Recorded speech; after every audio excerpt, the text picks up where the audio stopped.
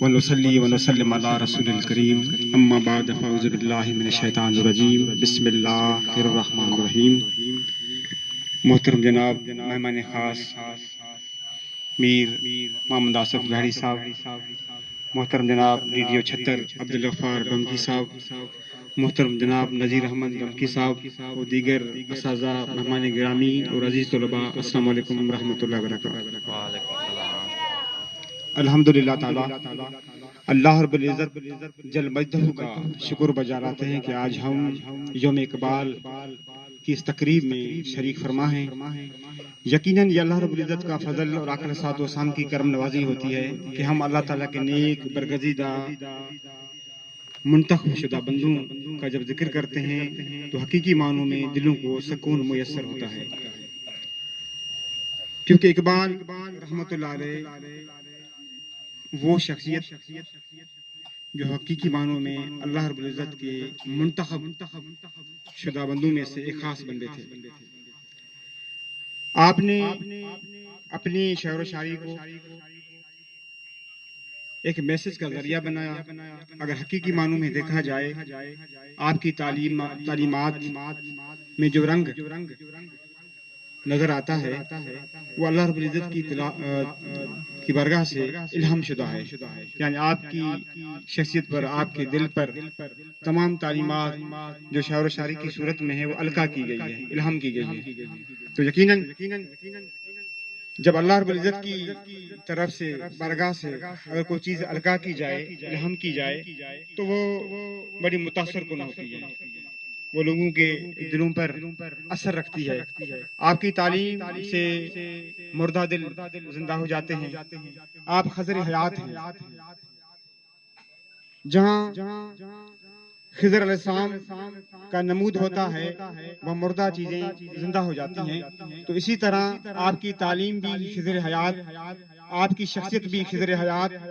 آپ کے متعلق قائد اعظم محمد علی جناح رحمۃ اللہ علیہ نے اظہار خیال کیا، جب آپ کی وفات ہو گئی، قائد اعظم محمد علی جناح اپنی کتاب بک ڈریمز آف قائد اعظم، یعنی قائد اعظم کے جو خواب پر مشتمل ہے، آپ نے کہا کہ میں انگلینڈ میں رہتا تھا، حکیم الامت ڈاکٹر علامہ اقبال برصغیر ہند میں رہتے، انہوں نے مجھے لیٹر لکھا کہ قائد اعظم محمد علی جناح آپ ہند آئیں، ہم ایک تحریک چلاتے ہیں آزاد وطن کے لیے۔ میں اقبال کو جواب دیتا کہ یہ میرا کام نہیں۔ اقبال مجھے بار بار خطوط لکھتے، میں جواب میں انکار کرتا کہ یہ میرا کام نہیں۔ خطوط کے ڈھیر لگ گئے۔ ایک وقت تھا میں بالائی منزل پر سویا ہوا تھا، رات کا وقت تھا، اچانک ایک جھٹکا محسوس ہوا، میں نیند سے بیدار ہوا، دیکھا کوئی نہیں ہے، شاید زلزلہ ہے، پھر میں سو گیا۔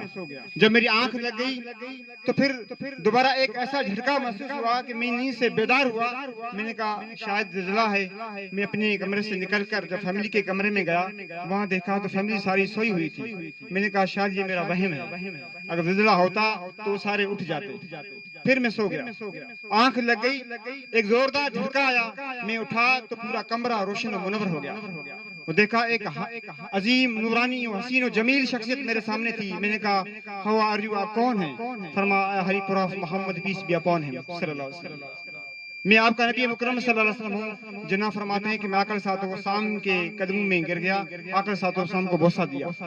حضور نے فرمایا کہ جناح تو ہند جا، جس انتھک کوششوں کے لیے تجھے بھیجا جا رہا ہے، جس کوشش کے لیے، جس کام کے لیے، جس مقصد کے لیے تجھے بار بار خطوط بھیجے جا رہے ہیں، اب جا، تجھے کامیابی ہوگی۔